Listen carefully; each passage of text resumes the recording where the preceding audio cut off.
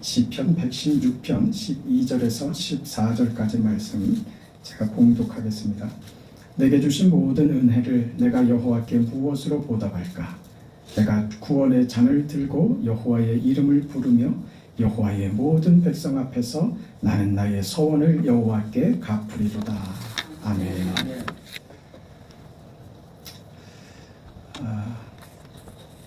열매를 보는 계절은 우리에게 그 과정에 대해서 생각을 하게 합니다. 추석을 맞이하고 결실의 계절을 맞이하면서 올 한 해 시작할 때의 그 마음 엊그제 같았는데 봄을 지나고 유난히도 뜨거웠던 여름을 지나왔습니다. 그 여름의 그 뜨거움이 이제 추석날 많은 곡식과 과일로 그렇게 결과를 내고 있습니다. 이 결실을 보면서 우리 지나온 시간들을 생각하는 것은 마땅할 것입니다. 하나님께서 올 한 해 어떻게 은혜를 주셨는지, 오늘 시편 성도는 여호와께서 내게 주신 모든 은혜를 그렇게 얘기했습니다. 내게 주신 모든 은혜를 내가 여호와께 무엇으로 보답할까? 지금 시편 성도가 하나님 앞에 올리는 그 기도의 내용이었습니다. 하나님께서 우리에게 베푸신 그 은혜들을 생각하는 시간이 되기를 바랍니다. 오늘은 특별히 그 세 가지 경우로 해서 성경에서 요약을 해보기를 원합니다. 마태복음 1장 23절에 가면 보라, 처녀가 잉태하여 아들을 낳을 것이요 그의 이름은 임마누엘이라 하리라고 했어요. 임마누엘, 이 말을 번역하면 하나님이 우리와 함께 계시다 하는 뜻입니다. 임마누엘의 은혜는 하나님께서 사랑하시는 하나님의 자녀들, 신자된 오늘 우리들만이 누리는 특별한 은혜입니다. 아브라함이 임마누엘의 은혜를 경험했습니다. 그가 갈대아 우르를 떠나서 갈 바를 알지 못했지만 하나님은 항상 매일 아브라함과 함께 하셨습니다. 그 아들 야곱도 그 손자가 되죠. 야곱도 임마누엘의 은혜를 체험합니다.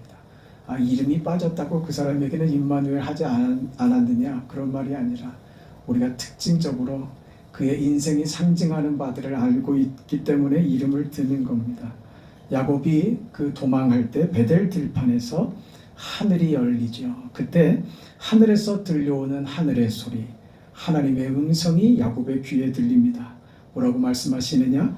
내가 너와 함께 있어. 내가 어디로 가든지 너를 지키며 너를 이끌어 이 땅으로 돌아오게 할지라. 내가 내게 허락한 것을 다 이루기까지 내가 너를 떠나지 아니하리라 고 했습니다. 이 말씀대로 야곱 인생의 고단한 삶에 하나님은 한순간도 야곱을 떠나지 않으셨습니다. 모세도 이 경험을 합니다. 하나님이 그와 함께 하심으로 그가 출애굽의 그 위대한 역사를 이루어낼 수 있었죠. 애굽을 나오면서 했던 그 수많은 기적들은 하나님이 그와 함께 하셨기 때문입니다. 이 모세가 느보산에서 죽을 때 하나님이 이제 모세를 대신하여 여호수아를 세웁니다. 여호수아를 세워서 하나님이 여호수아에게 하시는 말씀입니다. 마음을 강하게 하고 담대히 하라. 두려워 말며 놀라지 말라. 내가 어디로 가든지 너의 하나님 여호와가 너와 함께 하느니라. 할렐루야. 임마누엘입니다. 여호수아는 임마누엘 하시는 그 하나님의 함께 하심으로 이스라엘의 40년 광야 생활을 끝낼 수 있었고, 함께 요단강을 건넜으며 여리고 성을 무너뜨리고 아이 성을 점령하며 가나안 7족속을 징벌하고 이스라엘의 기업의 분배를 약속한 땅에서 다 이루지요. 하나님이 함께 하셔서 그랬던 것입니다. 하나님이 함께 하시는 것은 마지막 날 예수께서 친히 인간이 되어서 우리 가운데 오심으로 확인되십니다. 그래서 이 임마누엘은 예수의 오심이 임마누엘입니다. 그래서 아들을 낳으리니 이름을 임마누엘이라 하라 그랬던 것이죠. 하나님이 우리와 함께 하십니다. 그래서 우리 인생은 넉넉한 것입니다. 그래서 우리 인생은 보호받는 것이고, 그래서 우리 인생은 하나님의 보호 아래서 함께 하심 속에서 무엇이든 가능한 인생이 되었던 것이죠. 그것을 오늘 우리에게 무엇으로 확인시키셨느냐? 예수님께서 하나님이 인간이 되셔서 우리 가운데 찾아오심으로 임마누엘을 확인시키셨습니다. 그 예수님께서 십자가에 죽으시고 부활하여 천국으로 올라가셨죠.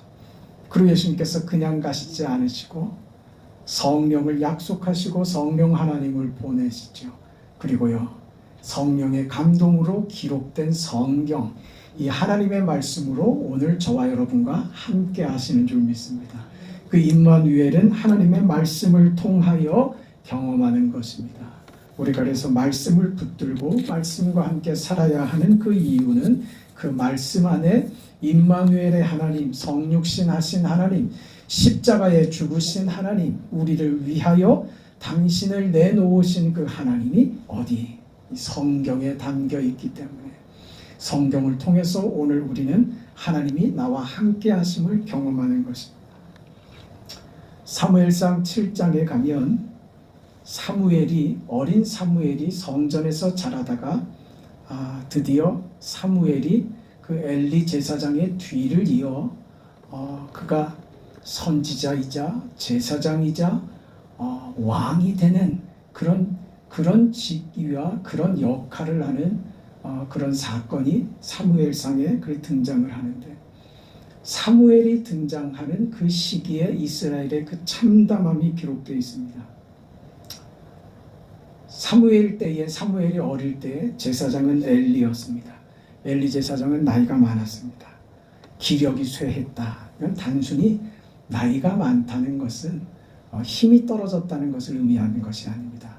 엘리 제사장의 나이 많음은 무슨 말이냐 하면 의지도 없고 자식들에게 무엇이라 할 힘도 없고 무엇이라 할 마음도 없는, 살아있으나 아무 의지력이 없는 상태, 나이 많아 늙었다, 쇠했다 그 말입니다. 그 숫자로서 매겨지는 나이는 우리에게 의미 없습니다. 나이 많아도 90이 돼도 100이 돼도 청년의 기백을 가지고 그 힘과 의지를 가지고 믿음으로 살겠습니다. 네, 주님이 오시는 것을 보고 싶습니다. 나는 죽어도 아버지 품에 안기니 내 인생 두려울 것도 없고 아쉬울 것도 없는 내 인생, 찬란하고 복된 인생이었습니다. 이렇게 말할 수 있는 사람이라면 그 사람은 청년입니다. 그러나 아무리 젊고 아무리 시간이 많은 것 같아도 그 인생이 방향이 없다면, 그 인생의 목적지가 없다면 그 인생은 노쇠한 인생입니다. 의지가 없죠. 그저 자기 사는, 육체로 사는 삶에 만족할 뿐입니다. 그건 썩어져가는 인생일 뿐입니다. 하나님이 마음에 담기지 않으면, 하나님의 것으로 그 인생을 채우지 않으면 그 인생은 썩어지는 인생입니다. 의미 없는 인생이 되고 마는 것입니다. 엘리 제사장이 그랬던 것이고, 그 아들들도 그 아버지와 똑같이 의미 없는 인생을 살아가고 있었습니다.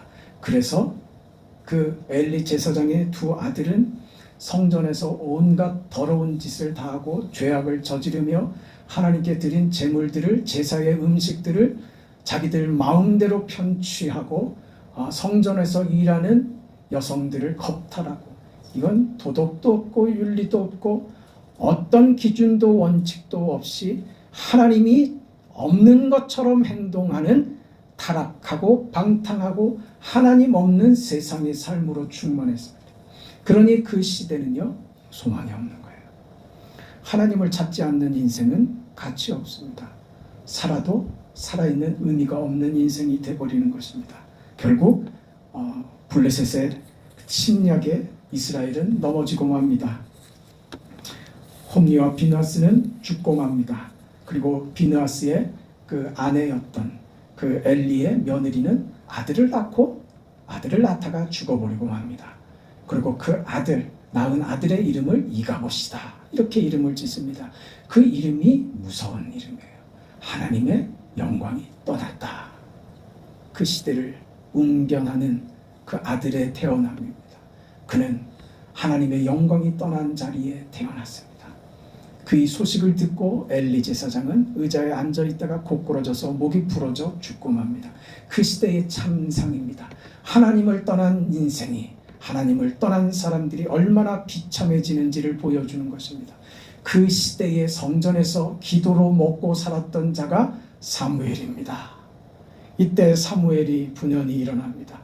하나님이 없는 것처럼 사는 그 시대에, 하나님의 영광이 떠난 시대에 하나님을 왕으로 모시지 않고 저마다 자기 소견에 오른 대로, 자기 하고 싶은 대로, 자기 마음대로 살았던 그 시대에 사무엘이 일어납니다. 기도의 사람 사무엘이 일어납니다. 여러분, 하나님은 살아계십니다. 여러분의 인생이 이렇게 비참한 것이 하나님의 영광이 떠났기 때문임을 알아야 합니다. 라고 그가 미스바로 이스라엘 백성들을 불러 모읍니다. 그 미스바에서 이스라엘 백성들이 사무엘과 함께 저들의 아버지 하나님 앞에 통곡하며 회개의 기도를 하지요. 미스바에서 부흥회가 열렸던 거예요. 미스바에서 하나님께 통곡하며 기도합니다. 하나님 돌이켜달라고, 우리를 불쌍히 여겨달라고 기도할 때 잃어버렸던 하나님의 영광이 이스라엘에게 다시 회복이 되고, 하나님의 영광이, 하나님의 은혜가 저들 가운데 다시 찾아옵니다. 그래서 미스바에서 일어난 영적 부흥을 기반으로 해서 사무엘은 이스라엘 백성들을 모아 자신들을 이렇게 침략했던 블레셋을 쳐서 블레셋을 멸절시키고 이스라엘이 회복되어 그 타락한 이스라엘이 멸망에 처했을 때 다시 일어나는 기적과 같은 역사를 경험하게 됩니다. 그때 전쟁에서 승리하고 비석을 세웁니다. 돌 하나를 세워서 그 돌의 이름을 에베네셀이라고 한 겁니다. 도움의 돌이라고 하는 것이죠. 도움의 돌. 하나님이 돕지 아니하시면 우리는 망할 수밖에 없습니다. 하나님, 우리 마음대로 내가 왕이 돼서 사는 인생은 부패하고 냄새나고 썩어지는 인생일 뿐입니다. 하나님이 도우셔야 우리 인생은 가치가 무엇인 줄 알고 인생의 참다운 모습을 확인하며 사람다운 삶을 재구실을 하며 살 수 있는 것을 저들이 발견한 것이죠. 그래서 도움의 돌 에베네셀을 세운 것입니다. 여러분, 도움의 돌 에베네셀은 예수님입니다. 예수님께서 우리의 환난 날의 피난처이십니다. 예수께서는 우리의 반석이시며 우리의 요새이십니다. 우리가 아무리 절망적이고 낙심하고 좌절하고 홀로 있는 것 같이 온갖 비난 속에서 좌절하고 있을 때라도 우리가 숨을 수 있는 유일한 나의 피난처여 나의 바위는 예수의 십자가뿐임을 고백합니다. 예수의 그 십자가가 나의 도움이며 나의 피할 반석이시며 나의 요새이심을 고백합니다. 우리는 지금도 블레셋의 침노에서 에벤에셀 되신 예수님, 오늘 반석 되신 그 예수께서 세우신 주님의 몸된 교회가 우리가 유일하게 피할 곳이며 이곳에서 도우시는 하나님을 만나는 장소가 된다는 것을 알게 될 것입니다. 이 교회에서 여러분, 이 교회 머리 되신 예수님께서 이곳에 찾아오는 우리를 품어 안으시며 임마누엘 하시는 것을 경험하실 것이고, 이 교회에서 십자가 그 구속의 피로 우리를 구원하시고 도와주신 그 예수께서 신이 머리 되신 이 교회 안에 우리를 품으시고 우리를 도우시고 우리를 힘주시고 함께 하심을 경험하게 될 것입니다. 그런 교회, 그런 인생, 그렇게 살아온 지난 시간들임을 고백합니다. 한 가지 더 봅니다. 창세기 22장에 가면 아브라함이 그 땅 이름을 여호와 이레라 하였으므로 오늘까지 사람들이 이르기를 여호와의 산에서 준비되리라. 여호와 이레, 여호와 이레 하는 겁니다. 임마누엘 하신 하나님은 에베네셀의 하나님이며 모든 것을 준비하시는 여호와 이레의 하나님이십니다. 이 은혜 속에 우리가 있습니다. 아브라함이 모리아 산에서 아들 이삭을 제물로 드리려고 할 때, 하나님께 아들을 제물로 드리려고 할 때 그 아들을 결박하여 제단에 올려놓고 칼을 들어 그 아들을 쪼개려고 할 때 갑자기 하늘에서 소리가 들립니다. 아브라함아, 아브라함아. 하나님이 급하셨어요. 아브라함아, 아브라함아. 아브라함이 가로되 내가 여기 있습니다. 그때 하나님의 사자가 가라사대 그 아이에게 내 손을 대지 말라. 아무 일도 그에게 하지 말라. 내가 내 아들 독자라도 내게 아끼지 아니하였으니 내가 이제야 내가 하나님을 경유하는 줄을 아노라. 아브라함이 눈을 들어 살펴본즉 한 수양이 뒤에 있는데 불이 수풀에 걸렸는지라. 아브라함이 가서 그 수양을 가져다가 아들을 대신하여 번제를 드렸더라. 이거지요. 아들을 대신하는, 죽여야 하는 아들을 대신하는 한 양이지요. 하나님이 우리를 위하여 준비하심은 우리를 대신하여 죽이시는 한 양으로 세상에 오신 아들 예수님입니다. 우리를 죽여야 하는데 우리를 죽이지 않겠다고요. 아브라함아, 아브라함아, 자결하지 말아라. 죽지 말아라. 넌 죽으면 안 된다. 내가 너를 대신하여 내 아들을 죽이겠다. 이게 여호와 이레의 은혜인 것입니다. 여호와께서 준비하십니다. 아들을 죽이기까지 하신 하나님께서 오늘 우리에게 무엇을 아끼시겠습니까? 뭐가 아까워서 우리에게 아끼시겠어요? 뭘 남기시고 무엇을 계산하시겠어요? 우리 아버지 하나님은 우리에게 남기시지 않으십니다. 모든 것을 주시는 아버지이십니다. 아브라함아, 아브라함아, 내 아들을 죽여라. 네 아들을 살리고 내 아들을 죽여라. 그게 나의 뜻이다. 이러고 계시는 것이죠. 그렇게 우리를 위하여 예수님을 예비하신 하나님의 은혜, 그것이 여호와 이레의 은혜이십니다. 우리가 이 땅을 살아갑니다. 나그네 인생길이라고 합니다. 어렵습니다. 고단합니다. 사람들의 인정받지 못합니다. 사는 것이 힘들기만 합니다. 이렇게 살아서 뭘 하나 싶은 인생을 우리들이 삽니다. 도대체 나는 왜 태어났는가? 내 인생은 무엇인가? 지금 이러고 사는 것이 도대체 맞기는 한 것인가? 도망가고 싶죠. 도망가고 싶죠. 뭔가 별수가 생겼으면 좋겠는데 아무리 돌아봐도 내 인생에 별수가 생길 것 같지는 않죠. 혹시라도 내 아버지가 큰 재벌인데 무슨 영화에나 나올 법한 만화를 많이 봐서 내 아버지가 숨겨놨던 그 땅 문서를 내게 턱하니 주는 그 꿈을 꾸죠. 그런데 이제는 어릴 때는 혹시 그럴지도 모르겠다 하고 착각을 하기도 했지만 나이 들면서 확실해지죠. 아, 그건 아니구나. 내 어머니가 어느 날 내게 금덩어리를 주는 일은 없을 것이다 하고 하는 것을 배우죠. 그러면서 무엇이 생깁니까? 그래서 용기가 생겨요. 좌절하죠. 내 인생. 이걸 내가 어떻게 내 인생을 남부럽지 않게 살아갈 수 있을까? 괴롭죠. 답이 없는 것 같죠. 여러분 착각하지 마세요. 그게 여러분이 받은 최고의 자리이고 최고의 시간이고 최고의 인생이라는 것을 놓치면 우리는 불만과 불평밖에 할 수 있는 것이 없습니다. 하나님은 우리를 좋게 하십니다. 여러분의 지금 그 자리가 가장 좋은 자리라는 것을 잊지 마세요. 무슨 얘기냐?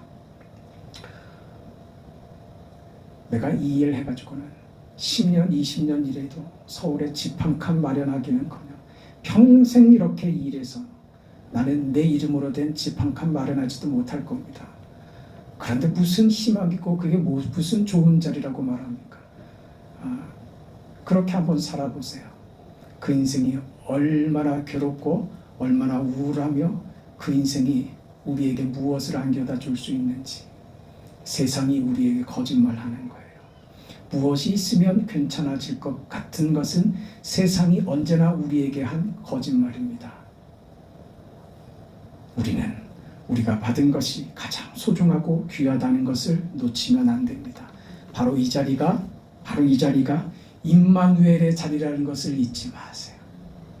여러분이 다니는 직장의 그 자리가, 여러분의 가정이 임마누엘의 현장이라는 것을 잊지 마세요.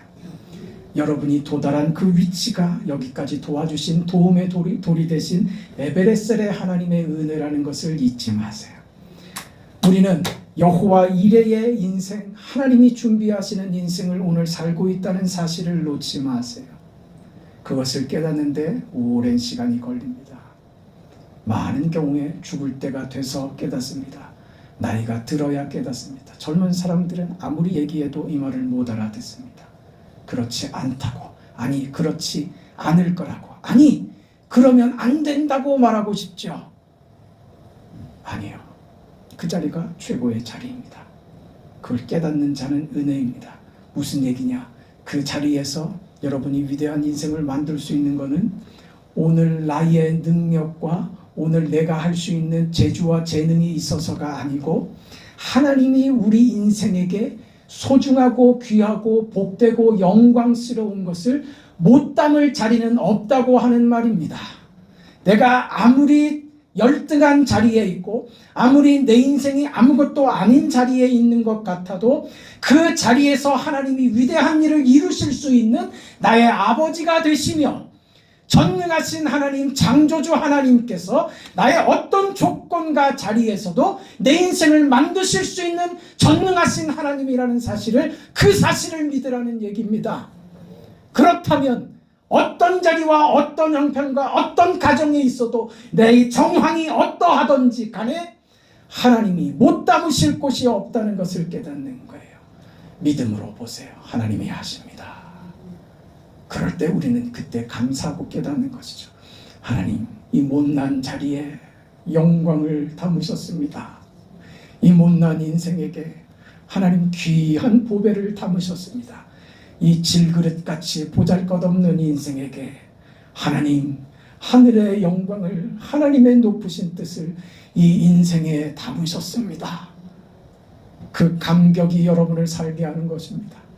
나의 지위와 나의 신분과 내가 내 인생이 무엇으로 사는지를 발견할 때 우리는 그 자리가 내 인생이 역전되는 자리며 그곳에서 하나님이 어떻게 우리 인생을 통하여 영광 받으시는지를 그 자리에서 깨닫게 될 것입니다. 바꿔달라고 하지 마세요.